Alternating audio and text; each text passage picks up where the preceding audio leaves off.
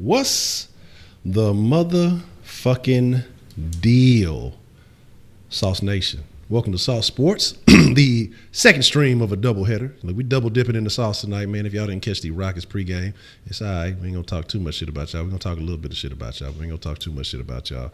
But again, welcome to Sauce Sports. If you're not familiar with Sauce Sports is a Houston Texans homer network. Means we talking all sports, but only Houston, because that's the only motherfucking thing that matters. But tonight we're gonna be getting into the preview of the Houston Texans taking on the Miami Dolphins tomorrow night, prime time on Thursday night football. So we have two of the premier members of the roundtable joining us this evening.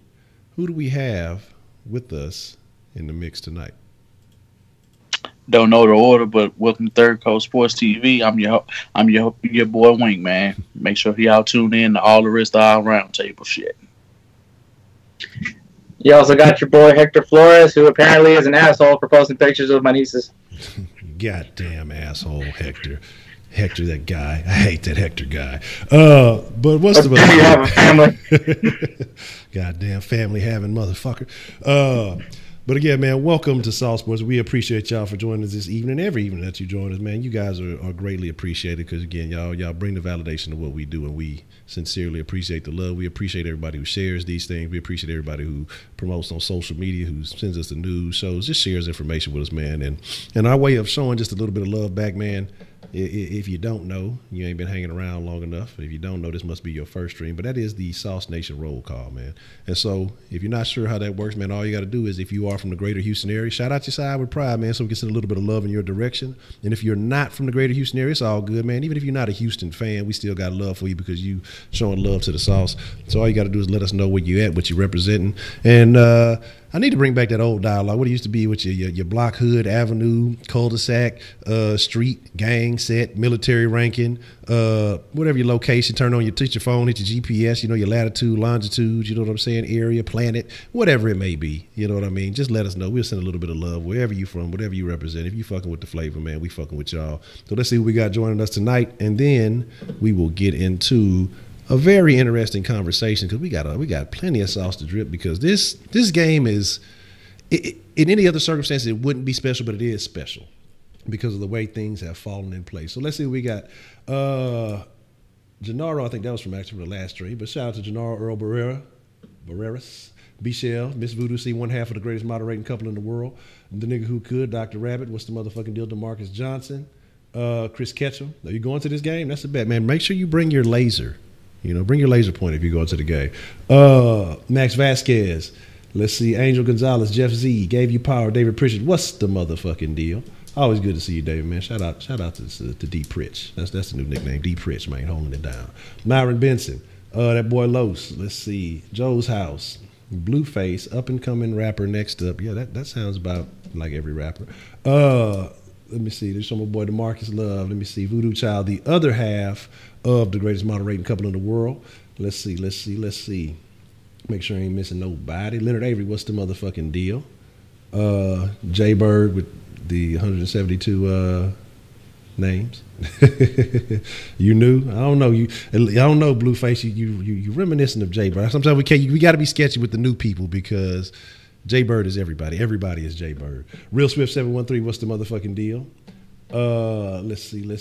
Make sure everybody get their love, man. Seth Clark, what's the mother? Shout out to Seth Clark, always holding down, shooting me the good info on the ground. South Park representing already. Let's see. Art of Dialogue said the NFL showing us love, but we got to show out tomorrow night. I think so because of what we have.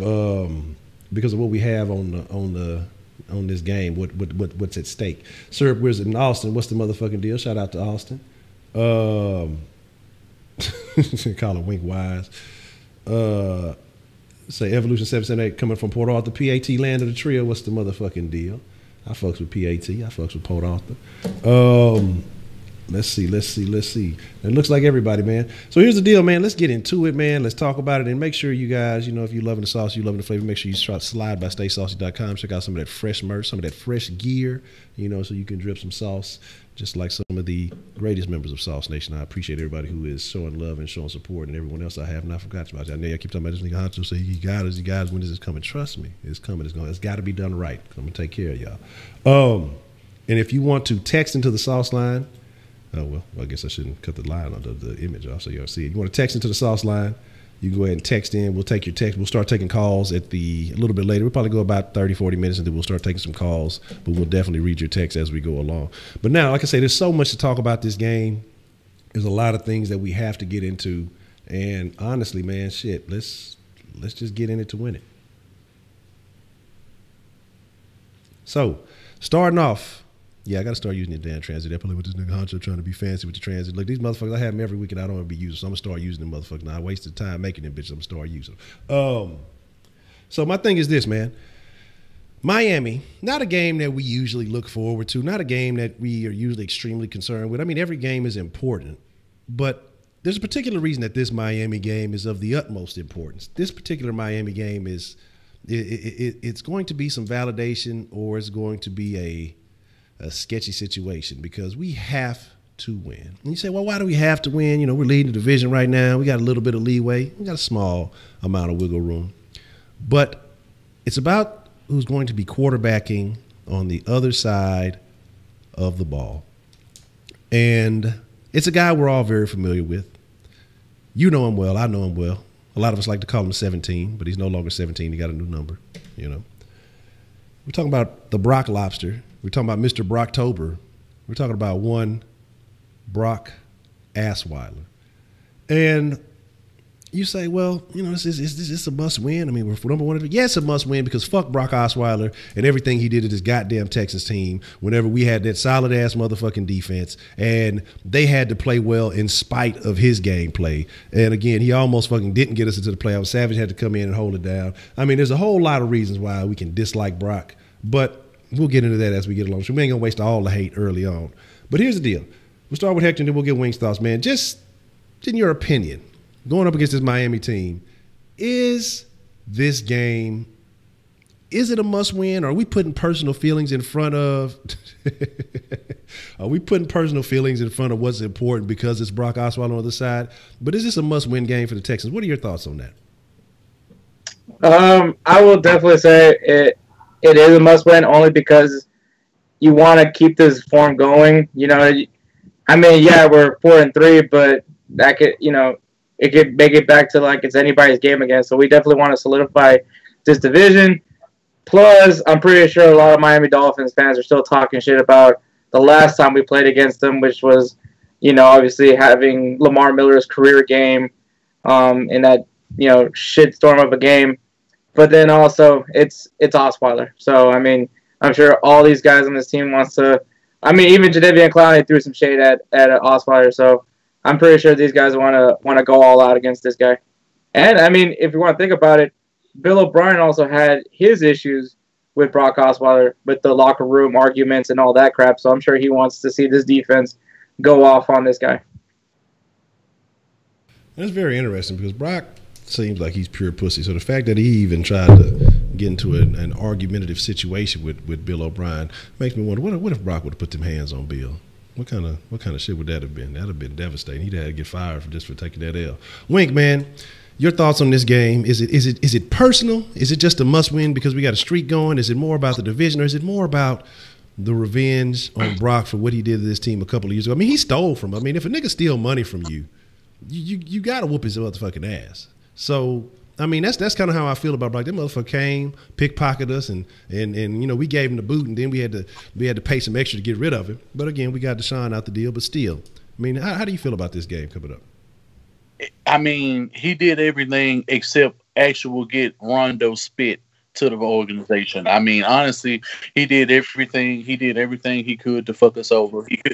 How are you the only quarterback in NFL history that's played with DeAndre Hopkins and you couldn't get this man the ball? And you not only you fuck up his stats, you fuck up his touchdown ratio, you fucked up his yards. Like, you put him in situations where he could have almost been hurt. Like, you honestly just made the whole entire defense look piss poor. The only person you helped out the whole season was CJ Fedorowicz. If we're being real, that's the only person that helped you out that you did. I mean, it looked like early on you and Will Fuller were going to be a good match, because those first couple of games, him and Will Fuller did look good. But, you know, injuries on top of other things, and the fact that, you know, this man doesn't have the best accuracy. He's not the best decision maker. He's in Blake Bortles conversation, if not worse. You know what I'm saying? Because he had the best and still couldn't get it done. So you mean to tell me this man had the number one defense? This man had premier options. He had a fresh running back who could tote the rock, who gave you 1,000-yard season, and you still put up pathetic numbers. It's nothing good that can be said about this man. I let the people, you know, like John McClain, be gay over this man, like he was this morning on Sports Radio 610, and talk about his looks and his eyeballs, and you know that's a topic for another day. But it's all three of the things that you said, because Kendall Lamb, a lot of guys even spoke out about this guy. And for the defense, Jadeveon Clowney ain't got no motherfucking love, and you know he can't wait. J.J. Watt went down week 3, so he didn't really get a chance to play with him, with the exception of that third game. So I think everybody, with the exception of J.J. Watt, is really going to feel some kind of way about playing, and I know they can't wait to put the pause on him.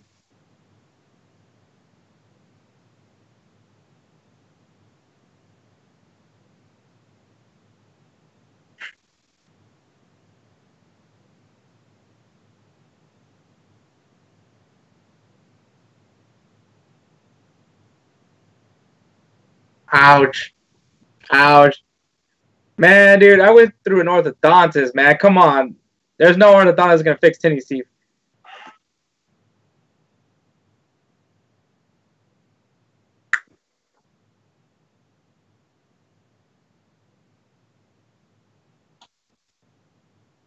Well, first, I guess I should have had my mic on so y'all could have heard that. But shout out to Chandler for the love. He was giving some shout outs, and yeah, it was what it was. He was calling Hector Tenney, so my fault on that one. But it says, what's the motherfucking deal? Honcho, Cody Johnson here. Got a couple of questions for the round table. First off, this is Lamar Miller's first game playing against his former team, which is definitely something to take into account. Most players who play their former teams for the first time have really good games. So my question is, does Lamar Miller have his best game as a Texan playing his former team, or is it so far removed since he signed with us that it doesn't really make an impact? I said, I've watched a few Dolphin streamers on YouTube, and each of them mentions that the Dolphins are really bad covering the tight end. Can we expect OB to exploit this weakness, or does he just play in a role with his normal game plan?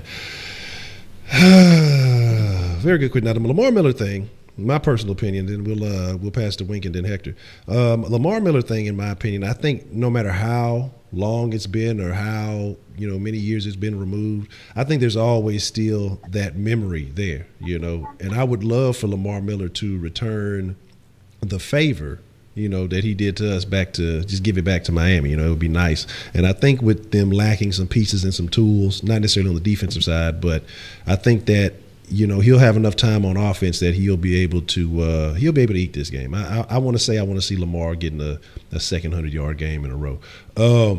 But the thing about Bill O'Brien, I honestly feel like O'Brien is going to do something different, because I feel like there has to be some personal feelings in this game. Not just because of the way Miami smoked us a few years ago.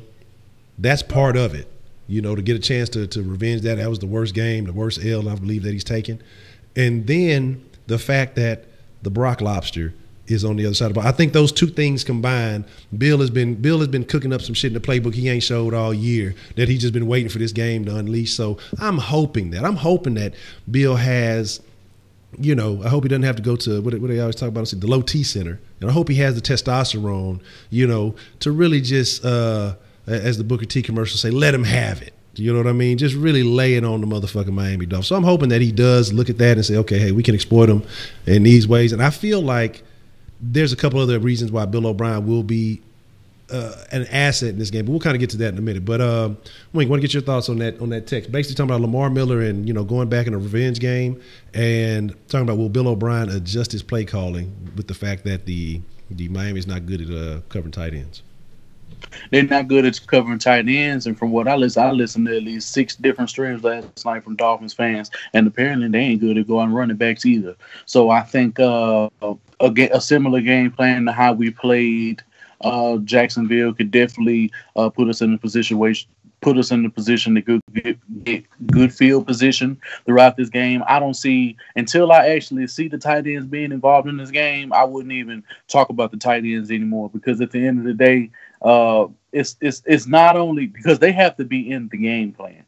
Because honestly, you don't really see them on routes. You really see them actually being more of decoys and actually doing things underneath that are getting separation for other receiving options on this football team. So honestly, I think we need to go ahead and throw some screens to Lamar Miller. I honestly think we should get him out on stretch plays. They're vulnerable in the middle. Robert Quinn is not a good run stopper, great pass rusher, but a horrible run stopper. Cameron Wake is hurt, and he's not doing too good, and they don't have any offensive weapons in Albert Wilson or Kenny Stills to take the top off of the defense in this game to stretch the field. So you're really in a total win situation, and their defense they do have a great defensive secondary.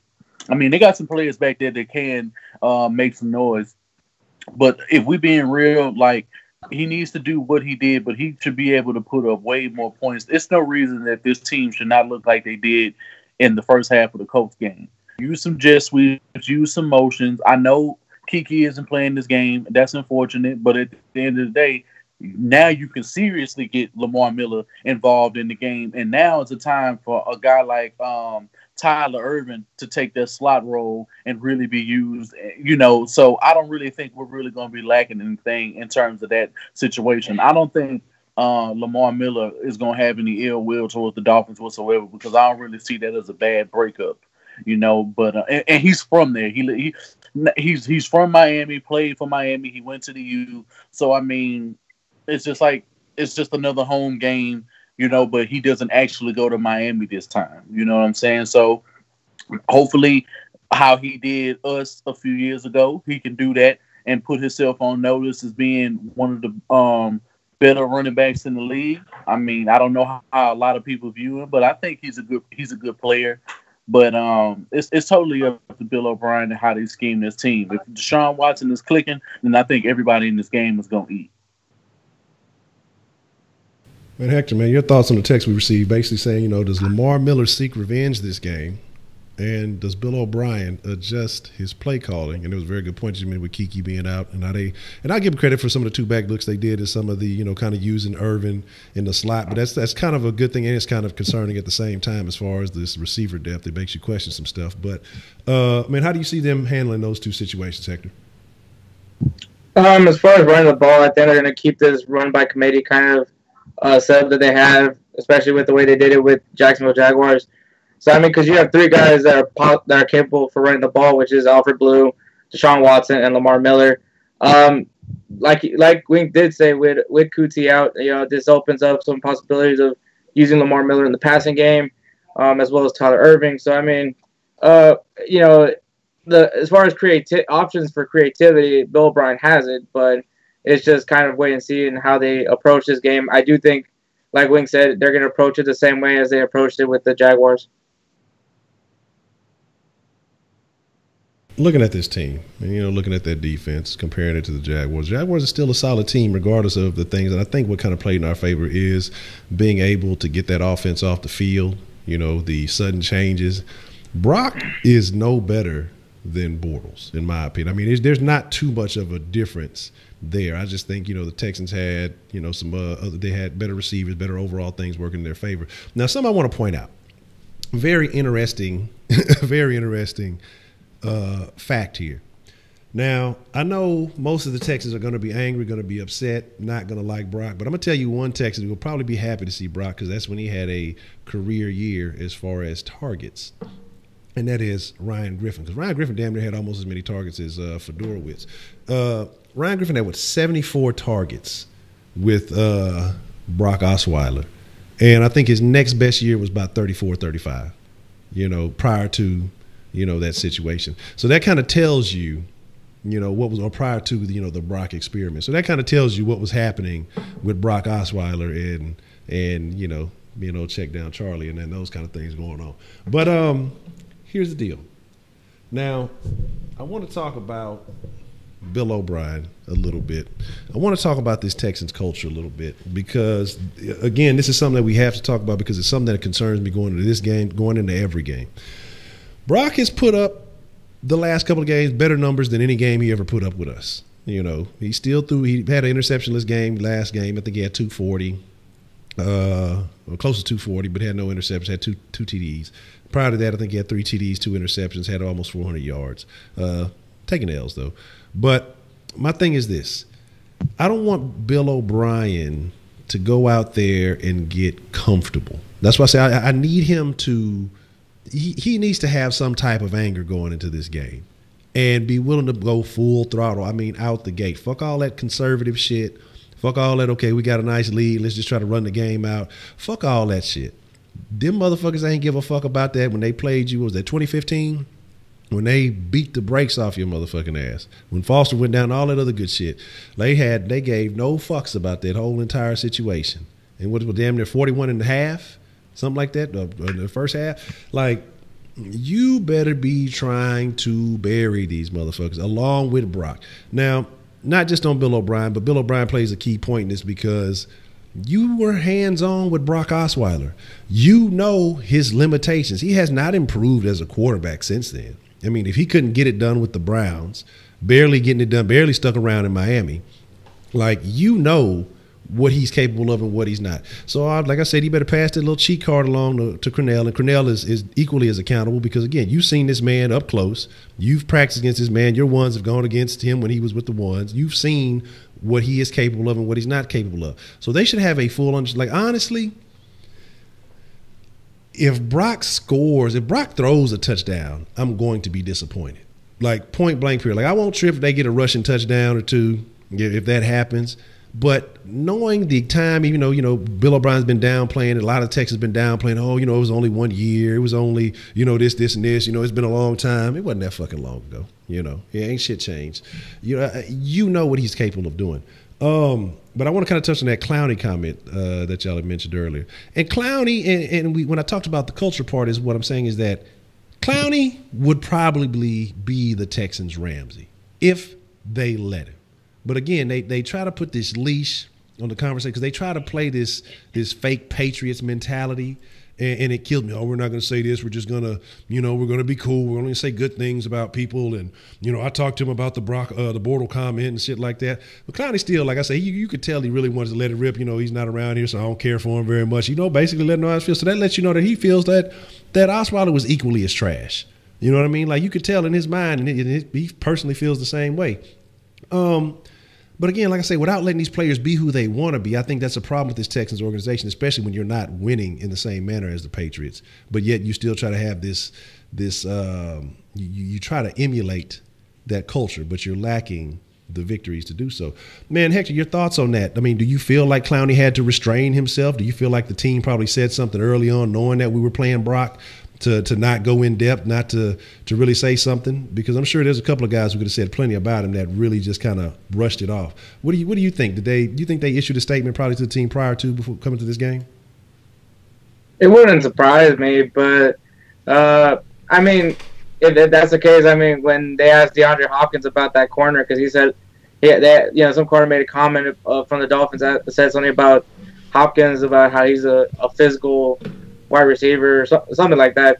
And then when they asked him, what did you think about those comments, he just responded like, who the fuck is that guy? Because it was just like, it was some, I think, third string corner that was talking about it, so he just kind of was like, I don't know who the heck that guy is. But I mean, I think Clowney, there is some subtlety with Clowney sometimes in the press conferences, at least in my opinion. So I think that was just his own version of saying that, like, all right, Osweiler was once my teammate, but now he's on the other side of the field, so he can care less of what he had a pass with Osweiler. Like, all he cares about is that he's the guy that he's going to be going up against, and that he's going to be trying to sack in this game. So that's all I really got from that, as much as anything. Though I don't think there was any limitations, but I'm sure they said, like, hey, don't go like extremely far, Okay. So somebody in the chat saying off the wall shit. All right, wait, what are your thoughts on that? Do you think the team tried to hinder maybe some of the takes or some of the thoughts that some of these players had, you know, knowing how this Texans organization is? What do you feel about that? Man, these dudes finna show up and show the fuck out over this dude. They done played way harder teams with way more talent over the past few weeks. Miami Dolphins, they a sneaky team, but they ain't nowhere near to the Bills, the Jaguars, and could even close to what the Cowboys did a few weeks ago. That's number one. Number two, Jadeveon Clowney is a certified goon, a silent assassin. He say what the fuck he want. Ain't no leashes or nothing gonna be telling because another grown ass man ain't finna tell another grown ass man what he is and what he ain't do. He make more money than you. He's more important than you are. So at the end of the day, you know what you can do? Shut the fuck up and let him get on the field and sack this quarterback, because you ain't going to be saying shit. You're going to be talking about that yes, and you're going to be talking about see Wednesday. You know what I'm saying? By the time, you know, when he done with this game, I honestly see Jadeveon Clowney getting 3 sacks. If not, he going to be in the vicinity to get at least 5.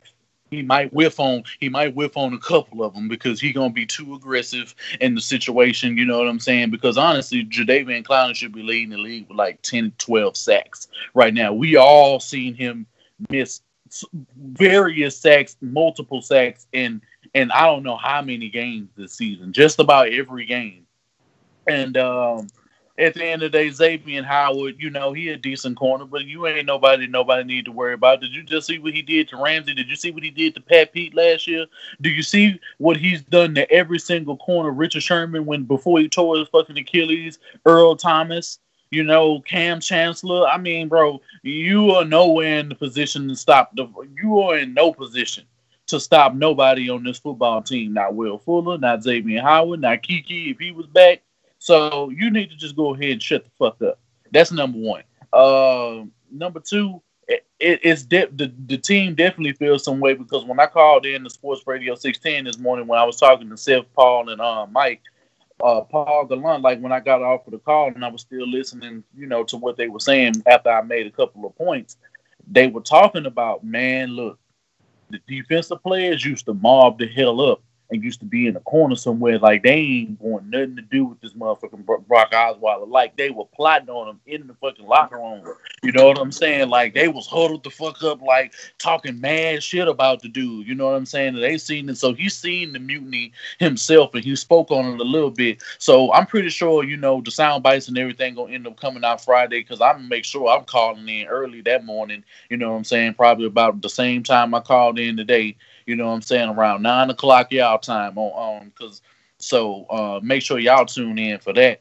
But this team is gonna get ready to show up, show out. Jadeveon Clowney finna eat, JJ finna eat, Merciless finna eat, and I expect Zach Cunningham definitely to eat on these running backs and all of these little situations that they're gonna have. I don't see no reason why they need to play loose coverage at all, because just like the fucking Jaguars receivers couldn't help them out, the same shit is going to end up happening for Brock Osweiler. And at the end of the day, something bad going to happen to him, and he going to go home and he going to make some shitty ass excuse. He going to come up with some dumb ass stuff. So, well, you know, every interception tells a story. You know what I'm saying? He gonna come up with some bullshit. You know what I'm saying? And I can't wait to hear it, because I'm gonna watch it. I'm gonna definitely make sure I watch his post game when the game is over. And it's like you said, Honcho. I'm not gonna go as far as you saying that he might not score a touchdown, because bro, if he could score against the Bears, honestly, I think he can throw a touchdown against us. You know, because. And we're not gonna act like at some points in the game if this defense don't get a little bit of lackadaisical and they don't get comfortable them damn selves. I mean, fuck, Cody Kessler lit us up for like 176 yards when he got inserted in the lineup. You know what I'm saying? Depending upon how Romeo Crennel schemes this game, and I feel like a guy who really need to go ahead and eat in this game is Duke Ejiofor. If Duke can eat in this game, that's definitely going to be a sight to see, because there's going to be way too much coming at Brock Osweiler. And let's just face it, I'm pretty sure J.J., Kareem, and they already know what to do. I wish Andre Hale could play in this game, but it's going to be really exciting to see how Honey Badger plays against him in this game. Very funny that you mentioned Duke Ejiofor. Have y'all seen Duke Ejiofor's furniture commercial?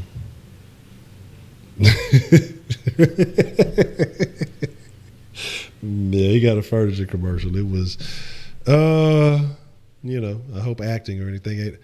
No, I don't. It's not Hilton. It's like it's some kind. I won't say no name. I'm sure they broke a little bread with him, so they got to be worth something. But it's some little place in Houston. You know what I'm saying? He just sitting like on a red couch or some shit. And he's just like, yeah, I just bought my furniture from such and such. You should go buy your furniture from there too. You know, it was like real basic looking, like just really uninspired. You know what I'm saying? Like Duke, I don't think I'm gonna go there and buy my furniture from there. I don't know. I feel like you're getting forced there. You know what I mean? Or nobody like that. You know what I'm saying? I'm just here because I'm getting paid. I did not buy my furniture here. They just broke some bread with me, so I'll say it. Like, it was like a real guys, I went to Gallery of Furniture. Damn. But yeah, man, so I definitely agree though. Man, like I say, shit happens and the reason why I say that, though, is because, like I said, it's too much hands-on knowledge about Brock that we have in this organization, and I feel like they should be able to exploit some things that other teams may not have been able to capitalize on. Because film is one thing, but you don't have film from practice. I mean, basically, we have all aspects of his game. We got film on him now. They should be able to see what tendencies are still similar, which they should all still be, and the fact that he has a job in this league when there's still some other talented quarterbacks out there who don't, we ain't got to say it because we got to say it every week when we talk about, the litany of trash that comes through here. It's very, very questionable. Now, somebody texted in and said, let me make sure I get it right. Says, what do you think about Miami's defense being highly rated? They're not that highly rated. They're not. And so that's the thing. I want to say, they're in almost every category. They are in the bottom of the league, like 20 and below and everything. So that's kind of just that. So, I mean, that's why I say this offense should be able to eat. And it'll be very interesting to see what they do, again, with or without Osweiler.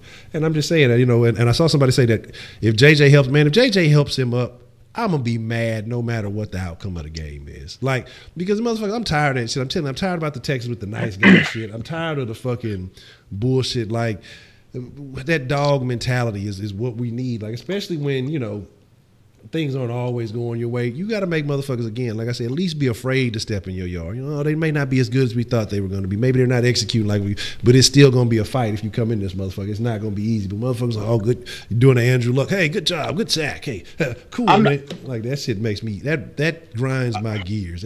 I'm not going to lie, Honcho. JJ Watt good for some soft shit like that. Oh, yeah. Like, the softest shit he did, bro, and I got in the comment section, and I was on Twitter, and I think they in here tonight, and bro, you should have seen, bro. I remember a few weeks ago when we played the Colts and when Adam Vinatieri hit that motherfucking field goal and he became the all-time kicker. Yeah. And this motherfucker right before the half, and you gonna go up to them when everybody congratulate him. You came out of nowhere, like JJ Watt came out of nowhere to congratulate this motherfucker. Even the Colts players was looking at him like, what the fuck are you doing? Mm-hmm. Like you know what I'm saying? We finna get ready to go into the half, and they come back.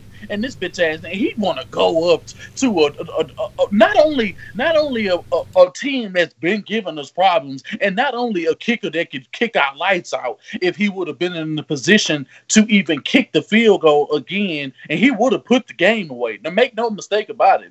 If Vinatieri would have got to the other side of the field and they would have converted, trust me, he was gonna kick a field goal to send us home. And then how would JJ Watt look then? You know what I'm saying? And then people were trying to get him. Well, he's the all-time kicking down. Like, nigga, fuck all that, nigga. You can do that, nigga. You can do that on Twitter and say, what's up? Okay, exactly. Yeah. You know what I'm saying? Do that shit on Twitter. You know what I'm saying, man? It was so funny earlier. I was watching a video because I guess Primetime was on he was on First Things First, and I didn't really know, but like he really took this shit as a problem. I guess like the old school players like Chris Carter, Primetime, he was like, man, you know what I hate? He like, I hate when motherfuckers be after the game, like we done battled all game, and bitch, I'm finna walk up to you and exchange jerseys. He say that's some new shit. He was like, you would never caught nobody in that's my that social media shit. I'm just like, that shit bothers me too. Like, I don't care if you I don't care about college. Like, that shit bugs me again. And yeah, that was a very good point you made though. Like, what if he would have came back and won that game? How you look? Congratulate this motherfucker at halftime, and then he be the one that, peels the game winner. Another text comes in and says, man, I doubt we make any moves, but do y'all see making a move for Janoris Jenkins or Gary and Conley? And which one would y'all rather have, keep up the great work? Appreciate that. I don't see the Texans doing a damn thing. Honestly, I mean, if you ask that to Braylon doesn't like Janoris Jenkins. I like Janoris Jenkins. I don't have no problem. I like no problem with Jack Rabbit. I don't have no problem with him. He would be the right type of corner that we would need. You know what I'm saying, on this football team. I mean, he probably lacks a little bit of speed, but outside of that, he has great technique. He got the mind frame you want, and a player like him matched up with Honey Badger, I just think that that's a good combo, especially with the way that J. Joe and Kareem playing. Why not?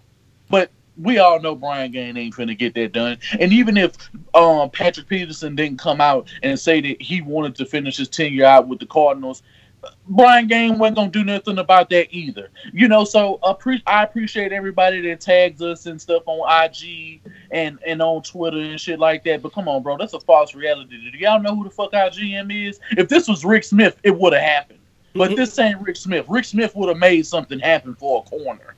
I can almost guarantee you that. If he was going in the next season and had 80, close to 100-something mil, some shit would have been popped off. But honestly, man, this dude ain't that dude. Yeah. So let's just call it what it is. He ain't about that life like that. Say Shannon Sharp, say Jack Rabbit out there playing in cowboy boots. Here's my thing. You know, my beef is the suspiciousness. You know, it just he's almost on the verge of looking like a culprit in my book, because I don't know what nigga does that type of shit with their fucking hair. That's what bugs me, the colorfulness of that type of shit. That shit is there's no validating that shit. There's nothing that you can say to me that justifies that whole clown look shit you got going on. That's the shit that bothers the fuck up out of me. Says A.S. Palace, I think we kind of just answered this question. A.S. Palace, with the trade deadline coming up, do you see the Texans adding someone at the end like last year? I honestly don't see the Texans really making no move, man, because I think there's been opportunities. Who they had last year? Who was it last year? We picked up Houston late. No, what did we get last year? Houston came a little bit later on. Who did we I thought he was off of free agency. Yeah, that's what I said. He came out the thing. I was like, who did we pick up last year? I don't think we traded for anybody last year. I don't think we did. But like I say, either way, that's because my opinion, like I said, I guess we kind of just answered that, though. It's like I don't see the Texans really making any moves. Like, I feel like they are content with what they got, and I honestly think, like, even though I said we talking about them not spending money, I think they're trying to hold on to what they got to see what happens in this offseason. I think with Kareem Jackson, with Honey Badger, with Clowney all coming up, these are guys that you're gonna have to pay if you want them to stay. It's going to be very interesting to see what they do with the funds that they have available. So I think the Texans are going to try to be stingy right now, and I wouldn't be surprised though if any of those guys end up walking at the end of the year. It's going to be very interesting to see what happens. Let me see. We got another one here, and then we're going to talk about a couple of. We actually got a few. I see y'all hold down a couple of good ones.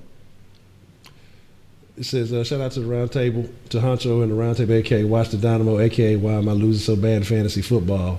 Question, could this be a trap game? Why am I losing so bad in fantasy football? What are you talking about? I think I'm like, 5-2? I'm probably losing. I ain't checked my shit in like a month. I have not checked my fucking fantasy football, and neither one of them. Don't worry, Voodoo. You'll give me another win on my column. I haven't been into it as I have in typical years. I don't know.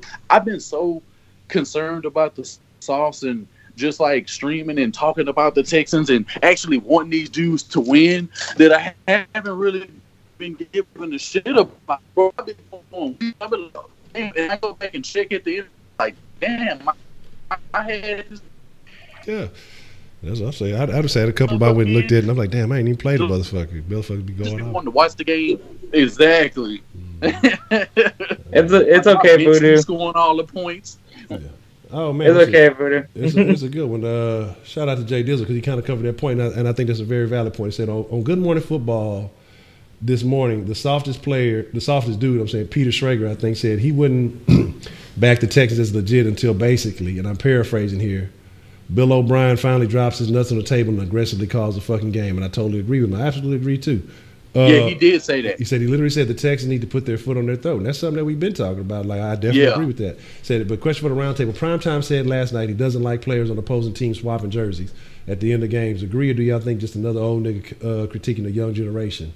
And I'm calling No, in because to read on he's actually a Hall of Famer and knows and locked down the best receivers of all time. Like, he played against Randy Moss. He played against, you know what I'm saying, Jerry Rice. He played against Barry Sanders. He played in the era where football was fucking golden. He got championships. Oh, you know what I'm saying? So, like, no, it's no such thing as no old nigga hating on no new niggas in football. If anything, y'all trying to get to their level, not the other way around. Last time I checked. So at the end of the day, what Primetime says goes, and at the end of the day, bro, he ain't saying nothing that ain't true.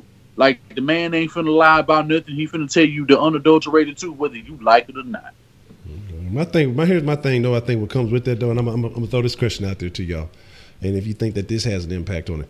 With the way the game has gotten overall, with the rules in the league, and it's made it much softer, has that changed the mentality of the players? Because it used to be motherfuckers was going to battle, motherfuckers was trying to take motherfuckers' heads off, but now it's not as aggressive. You know, we want to play softer. It's more about this player safety, quote unquote, which it really ain't. It's about, you know, higher scoring offenses. I mean, do you think that the way the league is starting to change and become a softer league, do you think that has changed the mentality of the players on the field, and that's why they just kind of in all this friendly so-so shit? Or do you think that social media has an impact on it?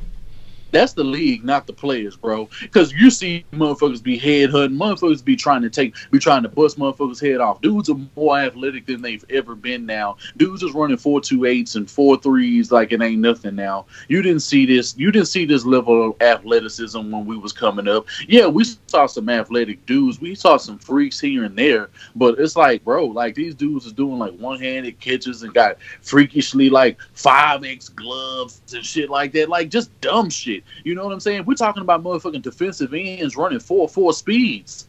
Like, they wasn't doing that. You know what I'm saying? In like the 80s, the 90s, the 70s.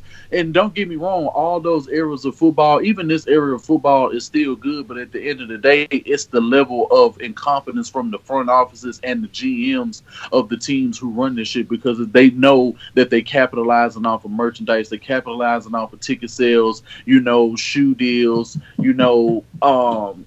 TV contracts. That's what it's about. It's about the viewerships. And when you have the viewerships and you pull in all of these different people, it's going to bring the product of the game down, because it's not what it once was.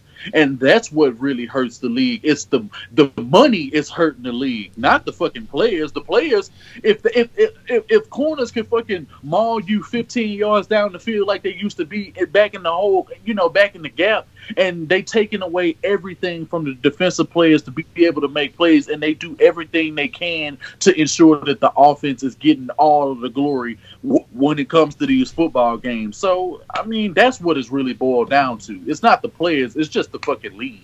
Okay. Hector, your thoughts on that? I mean, it just goes back to the whole sportsmanship bull crap that everybody wants to promote. I remember, you remember this one commercial, Ed, and we, like this dude in a basketball game, and like they called the ball like for the team, and then he like tells coach, I touched the ball as. I was like, I'm not even on that team, and I'm pissed. Just you repeating it just automatically just brought my whole speed out. Man, like, he would have got beat up in the locker room fucking with me. Motherfucker, you old bitch ass nigga. What the fuck wrong with you? We could have got away with that whole ass shit. You niggas had to be arguing. Yeah. Motherfuckers be knowing they being the wrong and be arguing with it, but no, hey, coach, man, it was me, man. Or that same one, ain't it the one that bugs me is the one where like the ref like called like a whole ass call. I think they was playing like a varsity game or something, and then that motherfucker was stuck out in the rain, and then they like gave him a ride home or some shit, man. I'd have said by fuck you, nigga. Make sure you drive by closer so you can get his ass. You would find the closest puddle so you could just like splash him. Pretty much, like, fuck that. I only blame the players, when it comes to certain positions. Like shit that Antonio Brown be doing. He be doing some whole shit sometimes. You know what I'm saying? Like if you just raw, you're gonna be raw. You know what I'm saying? And that's why the end zone. Yeah, you know what I'm saying? Like, he be out here popping his butt, in front of other dudes. He be holding dudes around the waist after game, looking at him in the eyes and shit. I'd be like, come on, bro. You doing way too much right now. You know, Odell and all his antics, and we all know what he is. He got Dominique Rodgers-Cromartie coming up. He's singing sexual healing, and fucking Dominique Rodgers-Cromartie coming up out of the fucking thing, you know, like he didn't clean the royal penis or something. Like, bro, is this another scene? Is this fucking Coming to America too? You know what I'm saying? Starring Odell? You know what I'm saying? But, like, I mean, at the end of it all, man, I think it's just because the league's a little bit softer now, and I think, everyone's like showing respect towards each other. I mean, you can be respectful after when the season's all over and all that. That's okay. But I mean, like, you know, when you're in the game, your head's all about, you know, I'm about to kill a dude in front of me. But, you know, it's just softer now. And I mean, I will say the whole jersey exchange thing that comes from soccer. So, and I mean, I'm sure everybody thinks that soccer is like the world's softest sport. And there's no way I can actually like make a valid argument as to it isn't. But they do that. That's like a way of showing respect to your opponent. But you know, in football, where it is a very aggressive sport, you know, you don't want to see that stuff. You know, so I definitely understand the concept of it. But yeah, I think it's just that it's getting softer. And that's why you got guys like Deion Sanders that comes from when football was hard and raw. Like, you know, where you're not having to watch how you hit somebody. You don't have to like second guess whether or not, you know, are you doing a legal hit, or, you know, you're not like making the quarterbacks like almost like untouchable unless they're Cam Newton, and then they're all like, it's all open for them. But I'm saying, like, the league is softer now, and that's the issue. And now they're doing this, and it's just like it just solidifies more to these old dogs about, man, the league just ain't the way it is no more. Yeah. But I mean, you can say that for a lot of things now. You know, we got people complaining about our generation was tougher than, you know, the current generation, stuff like that. So that it's just a never going cycle, and it just happens to be now in football. Yeah. Tom Brady is the last of the dying breed, because before Deion even got into that point, he was talking about Deshaun Watson, because he had mentioned Deshaun Watson when he was on there, because he was like, you know, CC was like, man, shit, prime time is a conduit to all the players in the fucking league, old, new, young, don't matter. It don't matter. If you a legit player, prime time gonna know who the hell you are, and he gonna have dialogue with you. And one of the key things he said, and I never thought about it until prime time said it, bro, you ain't never in your motherfucking life seen Tom Brady walk up to nobody and exchange jerseys. He gonna go. He can't even get a high five from his own teammates. He gonna go up to you, say good game. He gonna say, man, you got a bright future. He gonna tell you all of that bullshit, and he's had his head right to the locker room to wash his dick up so he can go home and pound his wife. You know, he gonna give you a little interview real quick, and he gonna make sure he slay the fuck out of Giselle that night because he won. And that's how a winner should cap his night off.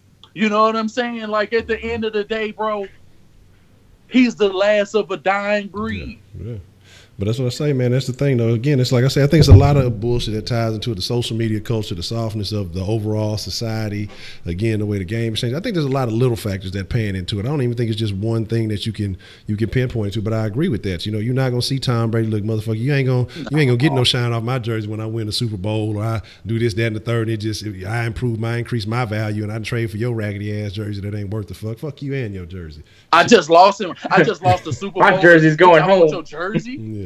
I want the motherfucker who got the pick six to win the game. Also, I'm finna go up to Brandon Graham, the motherfucker who just strip sacked me. I'm finna go up to this motherfucker and then and go trade for his jersey. Man, get the fuck out of here, bro. That shit, bro. Now you know what? I never really looked at it that way. I thought about it a couple of times. I feel like, all right, whatever, you know, it's a respect. I took it that way, but I never really, and I have a totally different mentality now that I watch, you know, Primetime talk about that, him and CC, and bro, they was like, bro, never in my life would I ever do some shit like that. We battling all day, and now I'm gonna get your jersey. Get the fuck out of here, bro. Yeah, I'll take from Primetime. Fuck what Chris Carter be talking about. Fuck that old snitch ass hating ass nigga. That nigga, I hated how the way he hated on what's his name. He was doing the same damn shit. you know, well, I changed, you know, and now you hold it now and shit. Man, you doing the same shit. He's just not fun to listen to, man. I feel like he just tries too hard on that show with Nick Wright. Yeah, he just sounds like a mark, though. It's just, you know, I gotta respect what the fuck he's done. I mean, he has done it. Right. He done did it, but every time it comes to, well, you know, I did that too. You know, Hopkins, he played with a lot of bad quarterbacks, but I played with a lot of bad quarterbacks too, and I was still, you know, like. Nigga, shut your bitch ass up, old nigga. Mr. You had Moss and Culpepper, and you had John Randall on the other side. Like you didn't, bro. Y'all just didn't capitalize. This is point blank. Y'all was in the position y'all could have won, but you didn't. You had a great coach and everything. It was set up for the '98 Vikings to win it all, and y'all just didn't pull it off. So here's the deal. This is what we're going to do, man. We're going to, I think the last couple of texts that came in, we kind of answered some of those things. A lot of them was about the Jersey situation and stuff like that. So we're going to open up the sauce line. We're going to take a couple of calls, man. Let me get the proper ear gear in here. I will say, though, if I were to do a jersey exchange with Brock Osweiler, it's only so I can have toilet paper. Oh, man.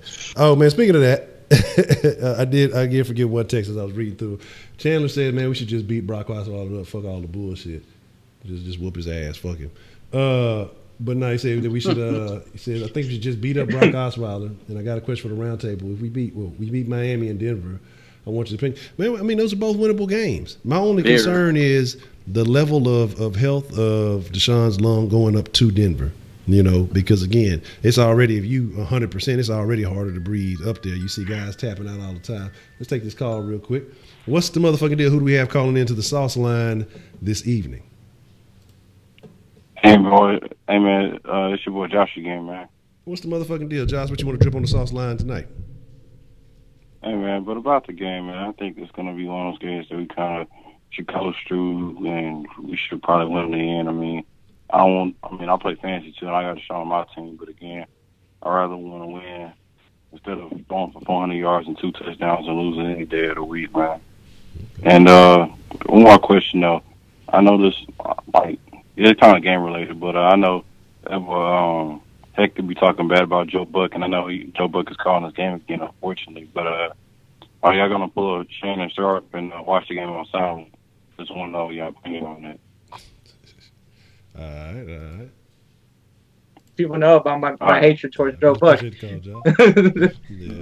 I'm Gucci on that. Look, like I say, if my folks ain't in the mix, you know, fuck with it. But because it's still, I don't know. Are they still gonna show it on the? They not gonna show it on the home. It's on Fox. Huh? Okay. But I mean, like if you put it on NFL, it's still gonna be Joe Buck. Okay. Yeah, so it's gonna be Joe Buck, you know, jerking off Troy Aikman. So it's gonna be. You talking about for the commentators? Yeah. Yeah. What's the motherfucker deal? Who we got calling in to the sauce line this evening? What's going on, Honcho? This is Vince. Vince, what's the motherfucking deal, man? What's going on? Drop on the line tonight. Hey, man, I just had a question for you in the round table, man. And what I was wondering is, you know, with this game plan coming up for tomorrow night, do you really think it should be a real big emphasis to get Lamar Miller out in space, do his thing, and also utilizing tight ends? Because they should beat the Dolphins, but the bigger thing is going to be also the game next week against Denver, where, you know, they got 3 pass rushers. They got that rookie Chubb, Von Miller. You got Shane Ray. I'm just wondering what y'all think about as far as maybe trying to, you know, use that strategy to, because you're going to need it probably next week to get them tight ends and Von Miller out in space against the Broncos pass rush. So I was wondering about that. What you guys think about? Should they take that same approach with the Miami to carry over in that Denver game? Man, I think that's a great point. That's a very good point. I'm glad that you called in, man. I appreciate your call, Vince. I think it's a very valid point. We're definitely going to discuss that, and I'm glad you brought that up because I think so. Because what I think you're going to see is, with especially in that Denver game, is a lot of what you see with teams against the Texans is they know that Watt coming in hot. They know that Davion, they get real anxious and they want to come in and use that speed against them, you know. And so you definitely have to find a way to implement. And then again, you'll be able to get some actual execution, not practice, because again, in practice, I don't know what they be doing. I don't know what the Texans be doing in fucking practice, because that shit doesn't translate to the game field, it seems. But to have a chance to actually try to execute that and get some type of comfort level going I definitely agree. I definitely think that they need to utilize the tight ends and running backs more. I mean, just overall, period. Because I mean, we have some talented young tight ends. I mean, that's been something we've all been hoping to see. I mean, they still don't really use the tight ends that much, and then the running backs they'll use it every once in a while, but still not to the level that we kind of hope to see. Yeah. It ain't a week that went by. It has not been a week that went by. And honestly, bro, I'm sick of talking about, I mean, they starting to use the running backs a little bit more because you've been seeing their production increase over the last couple of games. But, I honestly think they're using the tight ends for protection. They're doing everything that they can, because and honestly, the way we played the Jags is exactly like, I know we saying that about this Dolphins game, which is not really the same kind of game plan because they don't have the defensive front to hurt us like that this game, but definitely in that Broncos game, their defensive front can hurt us, bro. Mm-hmm. And I honestly, the same way, if we win the exact same way with the exact same score that we won in the Jags, and even if Deshaun Watson threw 115 yards and a touchdown, he had no picks, and he only took one sack, I'll take that all day because Denver, it's hard for a couple of reasons to play up there. Yes, we won in Denver before, but that was a long time ago. The team was totally different, and they peaked at the right point in the season, which this defense is doing as of now. So it's going to be two good defenses on that field at night when we do play, but we got to play them exactly the way we played the Jags. No ifs, ands, or buts about it. Yeah. And the point that somebody brought up earlier, I pulled it up. They were talking about them being a good defense. I mean, they're 19th in points allowed, 27th in yards allowed, 405 yards a game. 23rd in pass yards allowed, 267 yards a game, and 29th in rush yards allowed, giving up 137 yards a game. That's horrible. Basically. So that defense is not that great. And then looking at this offense, and again, this crazy thing is they got the same record as us because they're 24th, in points. They're 27th in overall yards with 329. 25th in passing yards with 222. And you got to think about how much Brock's 380 the other week kind of boosted that. And then they're 18th in rushing yards with 107 a game. So again, they're a lower middle of the pack team. And so again, like they're not a defense that's just going to shut you down. They're not going to kill you. They're not going to crush you. Right now our defense is top 10 in every category except for pass yards allowed. You got to look back at the motherfucking Colts game, especially. The Colts game is the only game that really makes that number because you know what? I took that. I looked at that last night. It's so funny you talking about all of these stats in terms of where we stack up with our actual numbers. And when I looked at that last night, and when I subtracted that, bro, we would literally be like top 5 if we didn't give up 400 yards that game. If we were like that 1,200 mark, we would probably be like a top 5, top 7 team in pass defense. Yeah. And now, as far as offensively though, we middle of the pack, about halfway. Again, yards, pass yards allowed, rushing yards allowed, 16th, and 15th. But points, 21st, which is not great. So again, it's just an issue that we definitely have to work on. We only a few points better than their offense. So again, it's going to be very interesting overall to see what happens with this team. But again, like I said, defensively, points allowed, we're 8th, yards allowed 9th, passing yards 12th, and then rushing yards we are in 8th. So again, right now, on the brink of, you could say, a top 10 defense. Top 10 defense. But again, I mean, we still got to step it up a bit and just kind of keep it going. We got to get some more consistency. And I think, this game is another game where we should be able to limit what they do. Brock Osweiler should have multiple turnovers this game. Again, because we've seen from experience, watching him play for us and then his history as a quarterback. I mean, he turns the ball over. That's what he does. So again, the two things I will be disappointed about, I'll rescind my earlier statement and say, if he gets one, everybody gets one because shit, it could not be on him. He could throw a little check down and, fucking tight end or a running back, Drake or somebody might, bust something open and get some, that's more so on the receiver than the quarterback. Because I hate the fact that quarterbacks get all that love when a lot of times it'd be the fucking, because Mahomes gets a lot of love for a lot of short routes, and then, he has guys who can stretch that and get yards, and then he gets all that credit for. That's what I hate about the way, certain quarterback stats are, because again, but you got to put it in the man's hands and let do it, but at the same time still, that kind of annoys me. But But then you'll have people in the chat talking about Mahomes is better than Watson. Nah, he just has Tyreek Hill who jumping up, making catches. He's actually coming back on some passes, and actually making dudes miss because he's like one of the top 3 fastest people in the league, and he has the best tight end, one of the top 2 tight ends in football. But whatever though. Yeah, but stop hating on the right. I will say though. Go ahead. I will say though about the fact that we should be. I mean, we gotta obviously focus on this Miami game, but luckily, even though Thursday night games suck because you have a very small period of time to prepare for it.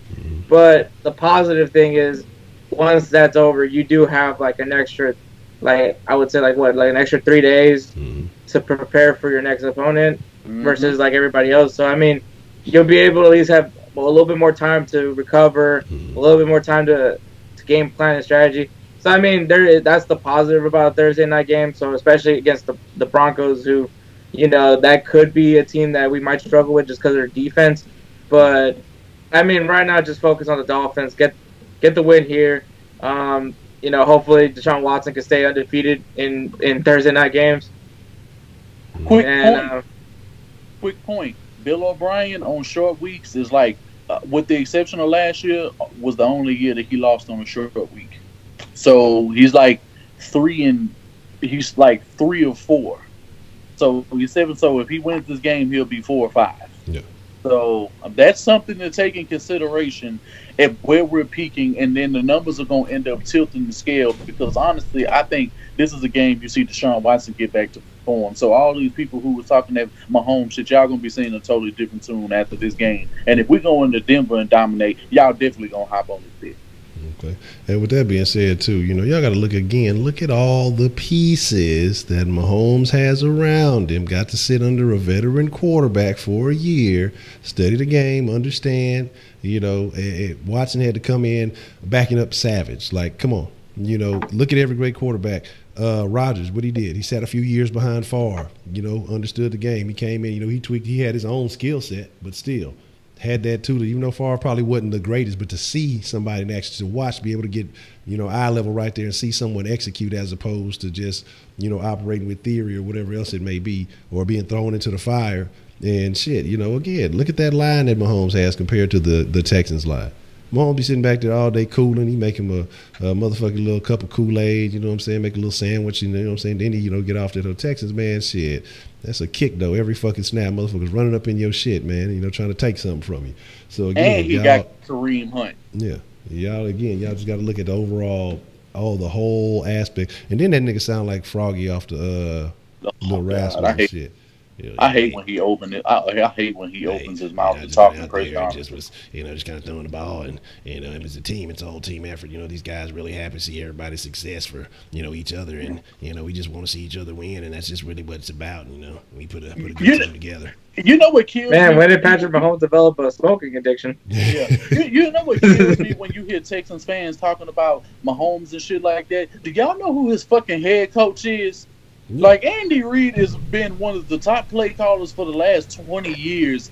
He always has a top offense, like always, throughout when he was with the Eagles versus now. And you motherfuckers want to sit here and equate how Mahomes is playing with Deshaun Watson when fucking Deshaun Watson isn't getting nowhere near the amount of play calls and types of schemes and doing the same shit that he was doing last year to get 40 points, 30, 3 and 4 touchdowns a game. But then y'all want to put the shit on Watson, though. This is what I be talking about. Like, this is what kills me about Houston's fans, and this is why a lot of them get called soft, because they don't look at the full overview of what the man is working with. And when you see how other guys, like, let's just be real, there are far more greater football minds when it comes to calling an offense and managing the game than Bill O'Brien in this.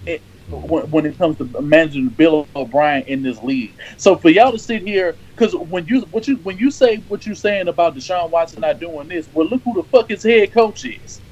All right, here we got a call coming in. We'll take this call real quick. What's the motherfucking deal? Who we have calling in on the sauce line? What's up, Honcho? This is Vince again, man. Vince, what's the motherfucking deal? What you want to drip on the line?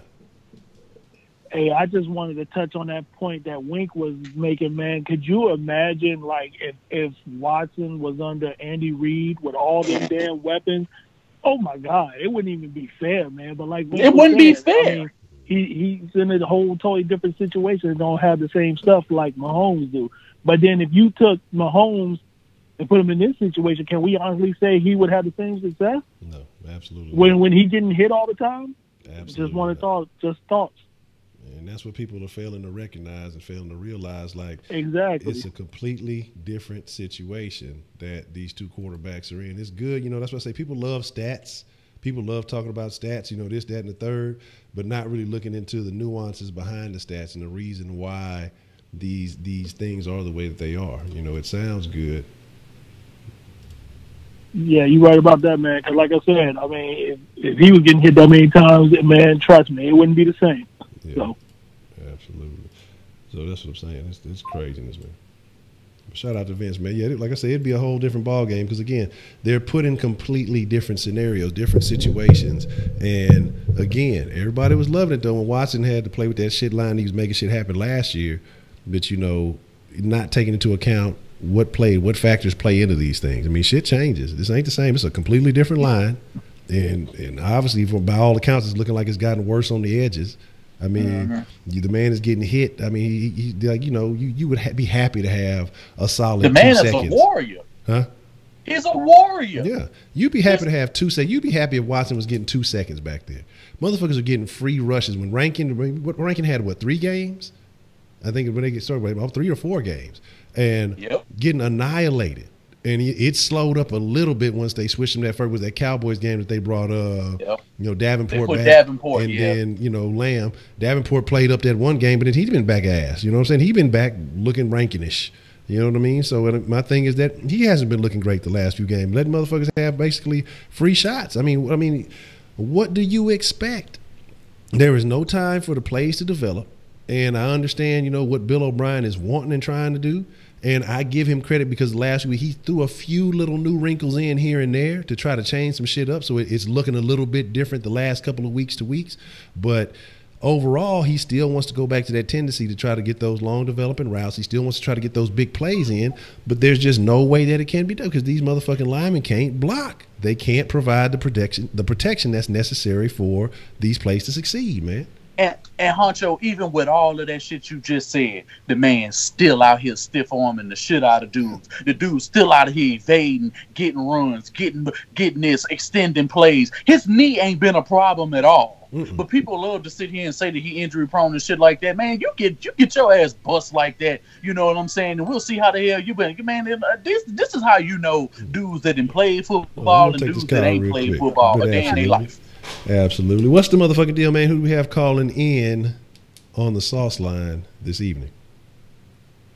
Hey, yes, Greg. I agree with Wink, though. Like, it's like when a kid gets their first car. It's like giving Mahomes the keys to a fucking Lamborghini or some shit and Watson get a fucking 1997 Toyota or some shit. That's exactly what it is. Hey, man, Toyota's reliable than a motherfucker, man. Shit. That Toyota. The offensive line is trash. Fucking wheels falling off and shit. Yeah. But I agree, man. I agree. That's a good analogy, though, man, because that's ultimately what it is. You give somebody a high-powered sports car compared to a four-banger. You know what I'm saying? It's just gonna be a different situation. But hey, if that motherfucker can drive compared to the motherfucker who can't really work the wheel, it's gonna they're gonna make that four-banger shake. They're gonna make it do what it do. This another thing, Honcho. When the last time you done seen since Mahomes been playing this quarterback? When has his receivers been going in and out of lineups? When has he not had an ineffective tight end that can't run, that can't block on this fucking football team? Exactly. When the last time he had a running back that wasn't leading the league the year prior?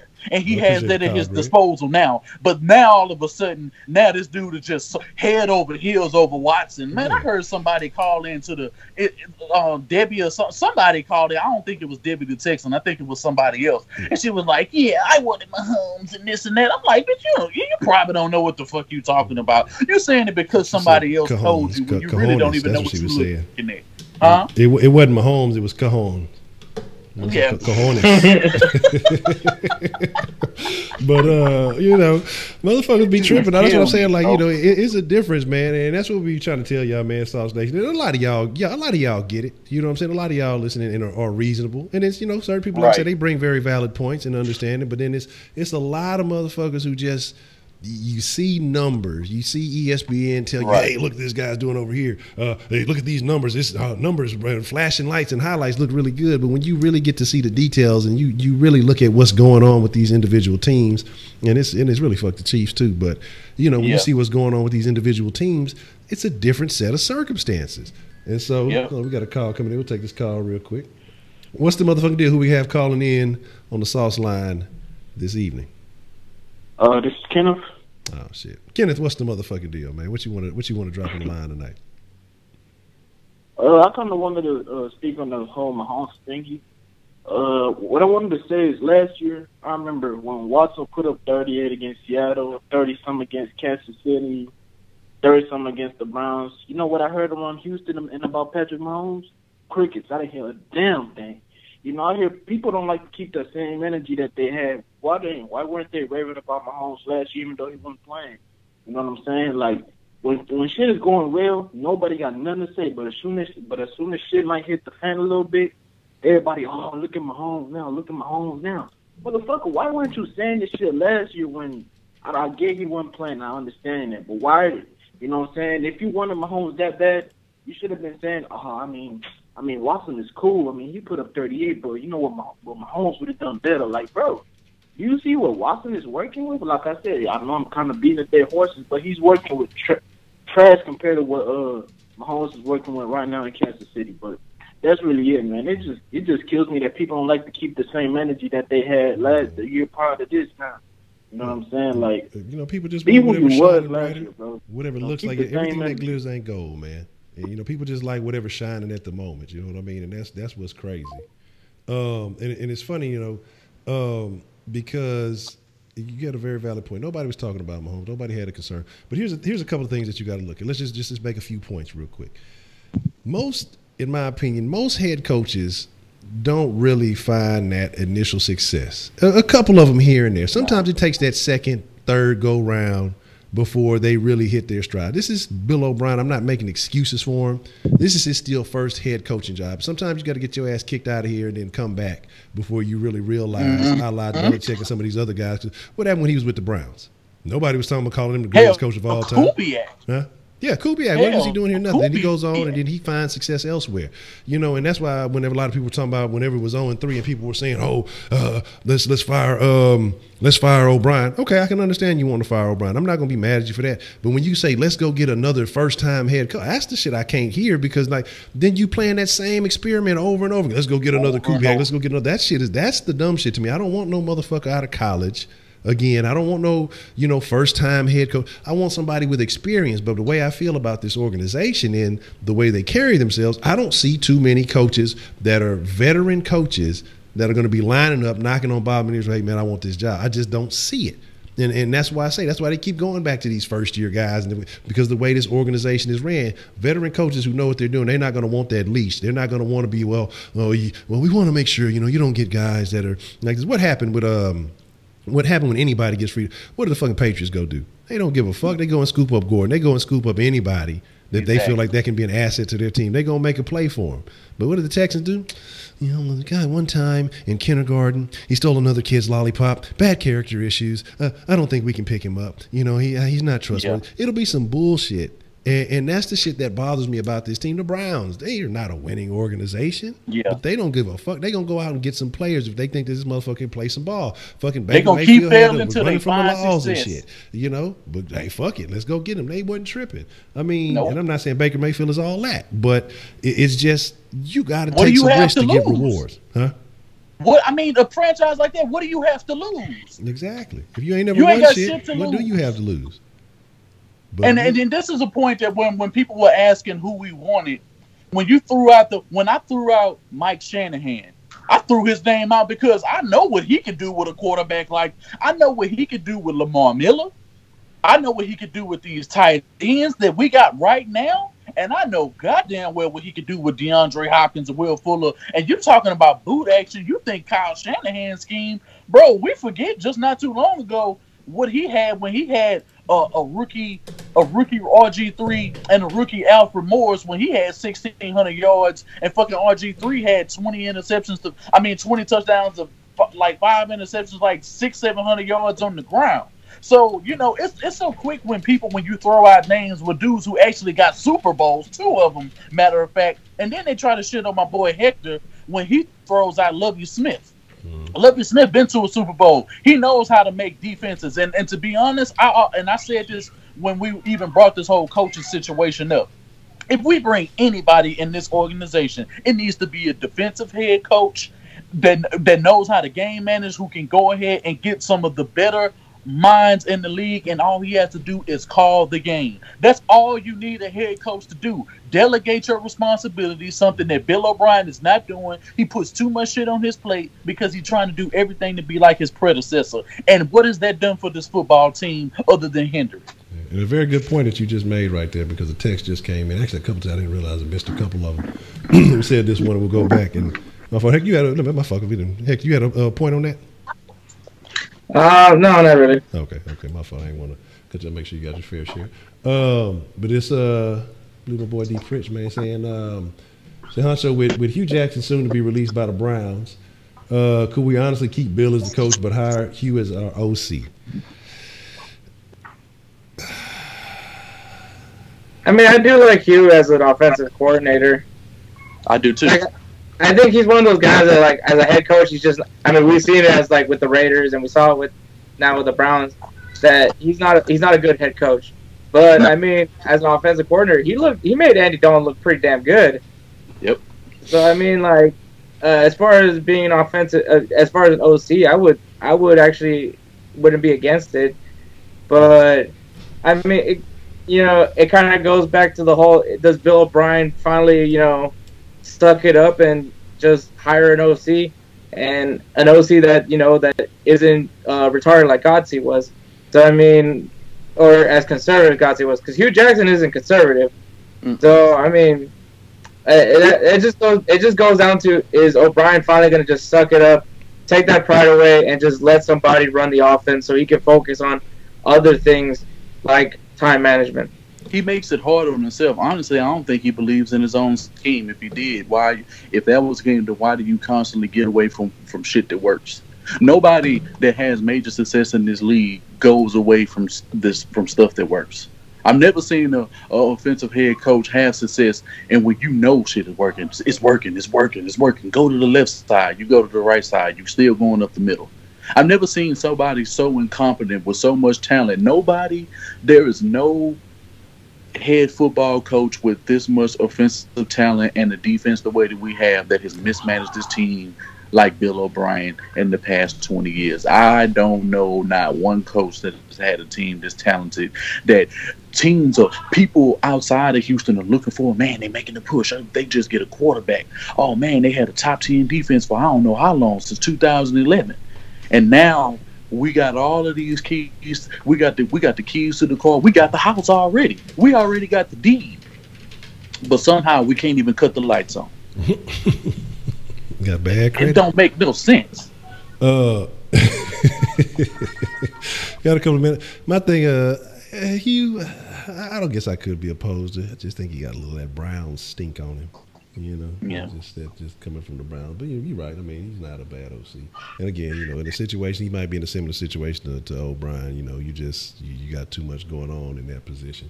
Couple of texts here. We're gonna run down. I mean, as long as he doesn't whisper to freaking Watson's ear or something like that. Oh man, I'll be okay. As soon as he do that, you get rid of this motherfucker and say, "Hey, Watson, what come in today?" What time in terms of offense, bro, if we was gonna bring a coordinator who's got like a college background, who the only person with a college background who's had some success and had some elaborate schemes when it came to this league, I could take a fly on Chip Kelly as an offensive coordinator.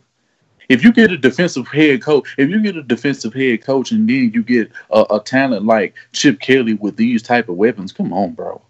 Like, I got my personal reservations of against Kelly and some of the stuff that happened with the Eagles. I feel you. So I'm pretty sure I mean, I'm not UCLA disagreeing right with now what you will said, gladly let you get rid of him right now. I feel you. And trust me, I feel you. He ain't the greatest of the great, but I'm talking just schematics. I'm just talking about his scheme and how he exploits matchups. That's all I'm talking about. I ain't talking about nothing outside of that. Wink does have a good point there, because I mean, like, Chip Kelly, when he was just coaching the offense, he was actually pretty good. It wasn't until the Eagles fucked up and then gave him control on, who they brought in, and he got rid of LaShawn McCoy, who fit his scheme. He got rid of Deshaun Jackson, who fit his scheme. Traded away Nick Foles, who fit his scheme. To the point where you brought in guys that didn't fit your scheme at all. Like you brought in Murray, you brought in Sam Bradford, who is not an option read quarterback, and so I mean, he's definitely Chip Kelly is definitely smart. As long as if he has to make do with the personnel that he has, he doesn't have to make any crazy changes. Right. But I mean, I still wouldn't be all about Chip Kelly though. No, only as an OC, not as nothing else. He's strictly delegated to just play calls. I agree with what the Force said, man, as far as he's saying, that some of these old head connected coaches need to go. We need new young coaches. Everything in the league has changed but the coaching. You know what I mean? It's these same motherfuckers that have been here 20. I mean, unless you're talking about Coach Payton. And again, you're not going to see, you see, what's his name over there in Sean McVay. Yeah, Sean McVay. You see, man, he come in, kick the dough in, and start making the splash. He started getting the Rams fired up. They over there making plays, go say fuck it. What's his name? Got a bad rep. They wasn't tripping on going and getting him. They going there trying to stack a team up, but they trying to fucking win some shit. Like, you got to have that it's a new attitude, and I think you got to have some new blood in to go with some of this new shit. But again, it is what it is. We'll see how it all works out. Jay Dizzle said, I don't know if I heard y'all opinion. We had briefly addressed it, because I didn't know the full details of it, but I think it was Wise that might have spoken. I'm not sure. But he said, I don't know if y'all heard y'all opinion, especially Wink, on the Eric Reed, Malcolm Jenkins confrontation. Do you agree that Jenkins sold out? Was Reed wrong for confronting him at that time in that manner? I'm not even going to really speak on that, because honestly, I don't even know the full details. I saw it, but I didn't even look at the video to even see what was said on his part. All I know is that Eric Reed called him a sellout. Now, there's some things behind the scene, but I don't see a guy like Eric Reed coming out of his character to call another man a sellout if he wasn't actually a sellout. I mean, that's just how it looks to me as it stands now, because I see the cloth that Eric Reed is cut from. He stand on his own grounds, and he didn't have to, copulate and try to conform to his own ideologies with shit that he knows that goes on in his own community. You know what I'm saying? To get money for the players union and this and that, because at the end of the day, it's going to take much more than money to fix the problems that we got in our community. It's going to take way more than that. And I agree, because like I said, I hadn't seen the detail. I know why I said that the motherfucker Reed was out there body slamming motherfuckers and putting people in torture racks and some shit. I don't know what all was fixing. His body slam hurts, and just I think Zach Wentz was just say he was wilding out. Balin, I know you want me to read your text. I'm saving your ass for last because you keep talking about it. Goddamn, y'all being a whole ass nigga about it. Let me see. Man, dude, don't be a hoe. Yeah. You say, Honcho say, I want to say to the people in the chat who say Mahomes is better than Watson. Mahomes is not better than Watson. He has a better O-line, better offensive coordinator, tight end, and better running game. This is Seth Clark. Absolutely, and that's what we're saying, man. Like, again, when you can plug and play as opposed to a team that's still has got some big-ass gaps, but your quarterback play is making up for those gaps, even though it may not look as pretty as some of y'all want it to look. It's still – He's 7 games in, just like Watson. Mm-hmm. The only difference between him and Watson, he ain't got an injury yet. And he ain't promised to finish the rest of the season. Anything can happen, man. Anything can happen. Not wishing nothing bad on a man, but anything can. Me either.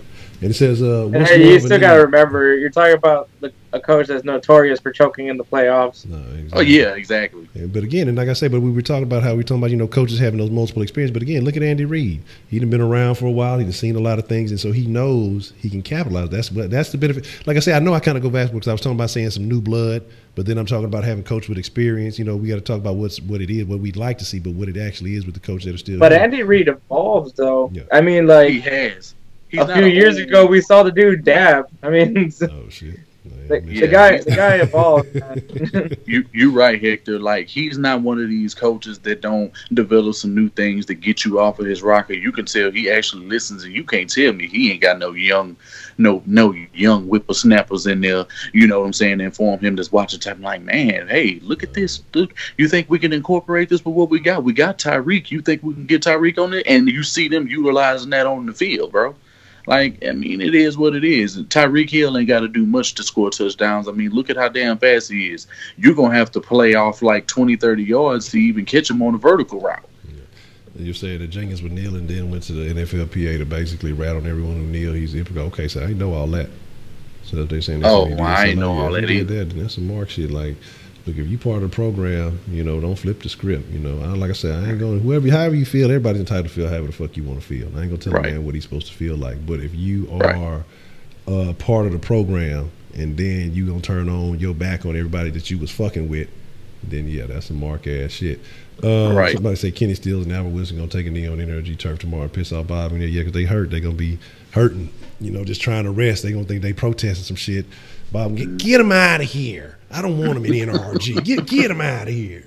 Yeah, they're disrespecting the turf. They just had a Trump rally the other day in Houston. Yeah, Toyota Center. I've seen the Toyota Center ever. So that motherfucker was crunk too. They was bucking the system, babe. Yeah, because I know the people that had to set up the place for the rally, and they were just like, "This is fucking awkward."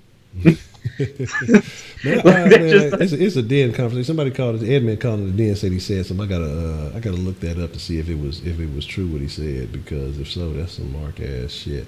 So I gotta make sure I gotta check that out. Houston ain't even a Republican city. It was supposed, because it's the biggest city in Texas, one of the bigger cities.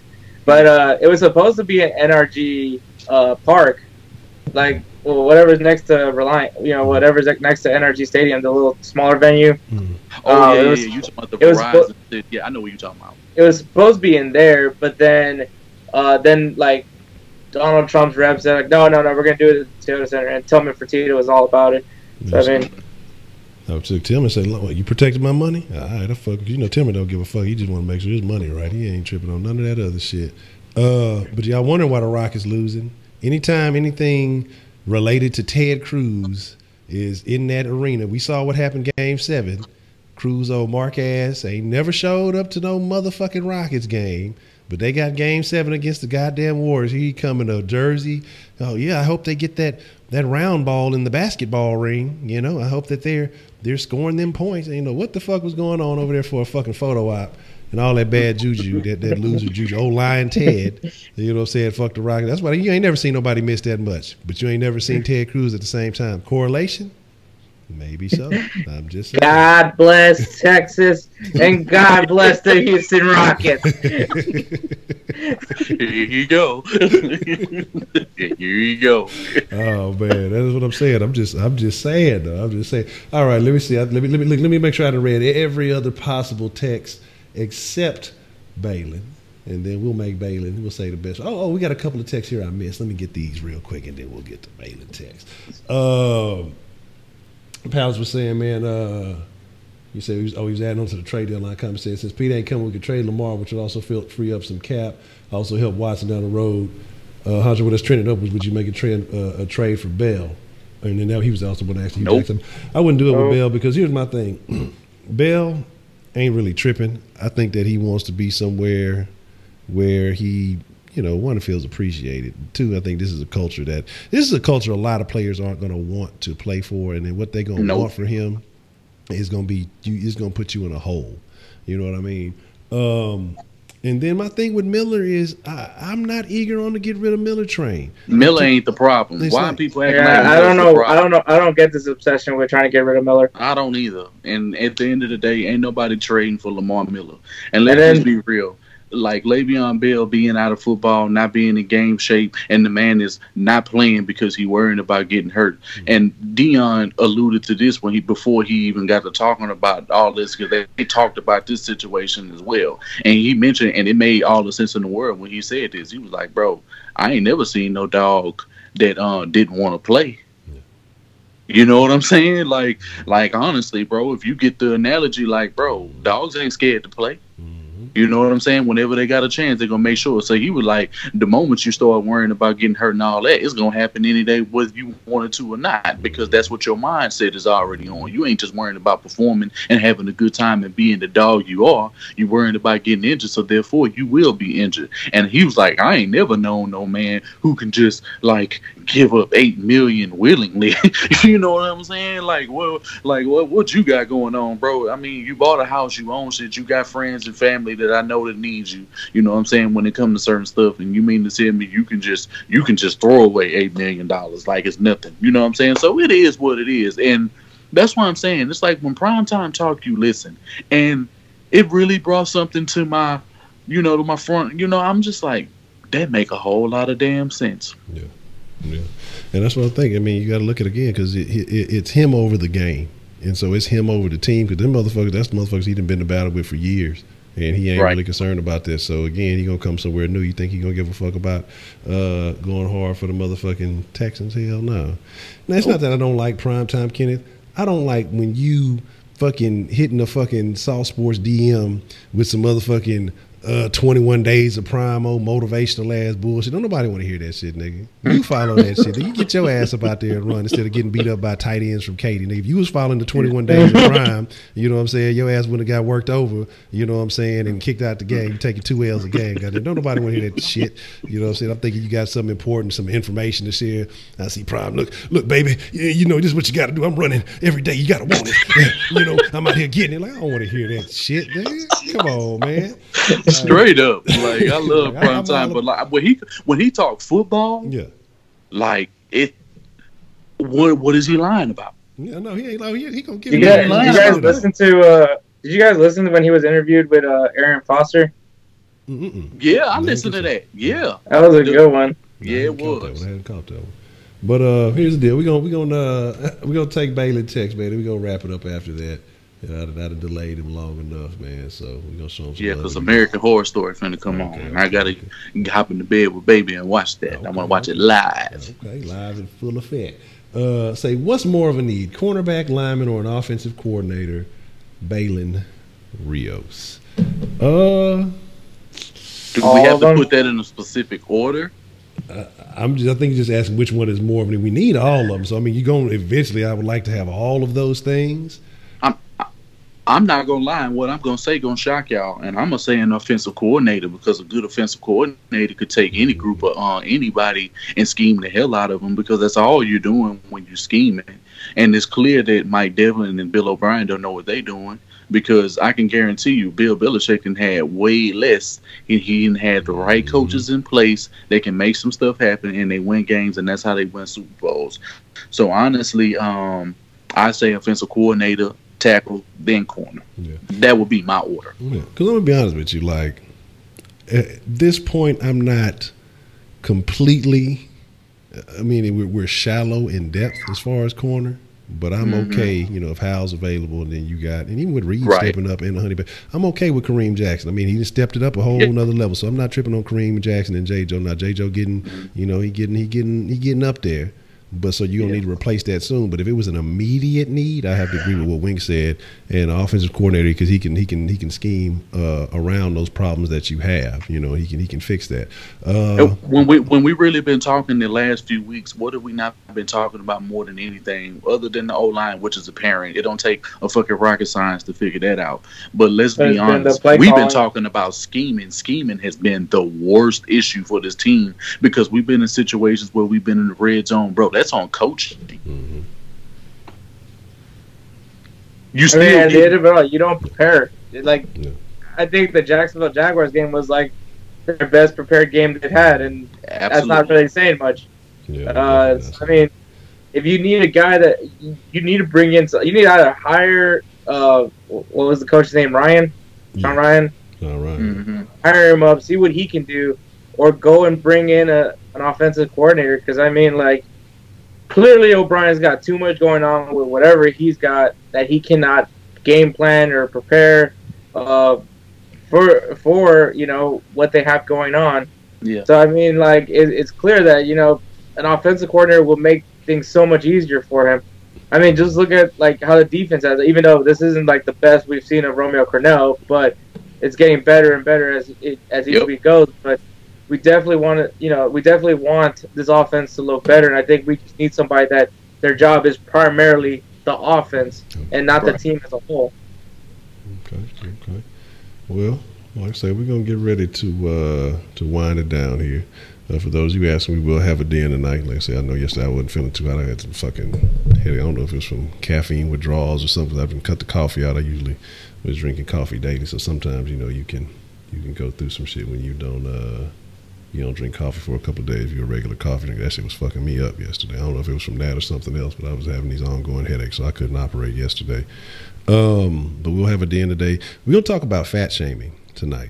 And just everything that goes into that. We're going to talk about is it you being a body bully, or is it just being honest about obesity? So we're going to talk about fat shaming. We're going to talk about, whatever else gets talked about in the den. We don't ever stay all the way on top. We try to, but shit be happening. So make sure y'all check that out, Den at 10. If you ain't fucking with the Den, man, go ahead and subscribe. We got only like 6 more to get to that 500 mark. So, let's make that shake. You guys got anything you want to say before we get up out of here? Man, just appreciate everybody to come back. I can't wait to rewatch this stream, especially when we were talking about certain topics early on. I definitely want to read and see some of the comments of what y'all had to say, but definitely we appreciate Sauce Nation. Make sure y'all check us back out tomorrow on the pregame. We're doing pre and post game, right? Okay. Tomorrow. And what time is game? Is 7 or 7:30 tomorrow?